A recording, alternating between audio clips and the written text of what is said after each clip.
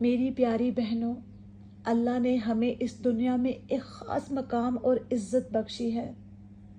ہمارے وجود میں ماں، بیٹی اور بیوی جیسے عظیم رشتے پناہ لیتے ہیں اور ہمارے کردار سے معاشرے سدھر سکتے ہیں۔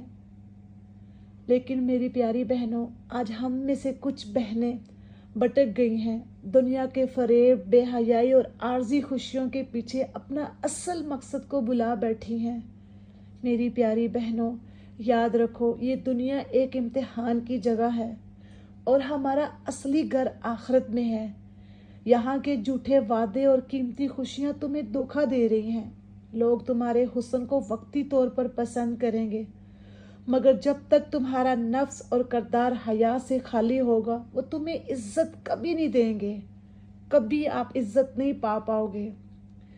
قرآن پاک ہمیں بار بار یاد دلاتا ہے کہ اللہ اپنے بندوں کو گناہوں کی طرف نہیں بلکہ اپنی رحمت کے سائے کی طرف بلاتا ہے۔ بے شک اللہ اپنے بندوں کے لیے توبہ قبول کرنے والا اور بڑا رحم کرنے والا ہے۔ سورۃ النساء۔ میری بہنوں، جو راستہ ہم نے اختیار کیا ہے وہ ہمیں وقتی آزادی تو دے سکتا ہے، مگر اس کا انجام پریشانی، ذلت اور اللہ کی ناراضگی کے سوا کچھ نہیں ہے۔ پردہ اور حیا عورت کی ڈھال ہے جو نہ صرف اسے دنیا کے فتنے سے بچاتا ہے بلکہ اللہ کی محبت اور خوشنودی کا باعث بھی بنتا ہے۔ لوگ ہمیں کہیں گے کہ زندگی صرف ایک بار ملتی ہے، آزاد رہو۔ لیکن کیا یہ آزادی ہے میری بہنوں کہ ہم اللہ کے احکامات کو نظر انداز کریں اور خود کو گناہوں میں مبتلا کریں؟ حقیقی آزادی تو یہ ہے کہ ہم اپنے خالق کی بندگی کریں اور اس کے دیے ہوئے قوانین کی پیروی کریں۔ اے میری پیاری بہنوں، ابھی بھی وقت ہے، اپنے رب کی طرف پلٹ آؤ، پردہ اور حیا اپناؤ اور اپنی زندگی کو آخرت کی کامیابی کے لیے بدل دو۔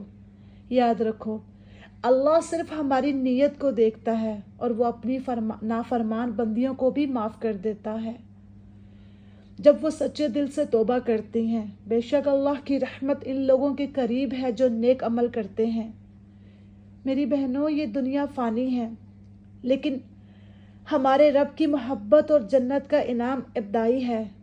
آؤ ایک نیا آغاز کریں، کیونکہ جو عورت حیا کے راستے پر چلتی ہے وہ نہ صرف خود بدلتی ہے بلکہ پورے خاندان اور نسلوں کی اصلاح کا سبب بنتی ہے۔ میری یہ دعا ہے میری بہنوں کے لیے کہ اللہ ہمیں حیا اور ایمان اور اپنی بندگی کا اعلیٰ مقام پر فائز کرے۔ آمین یا رب۔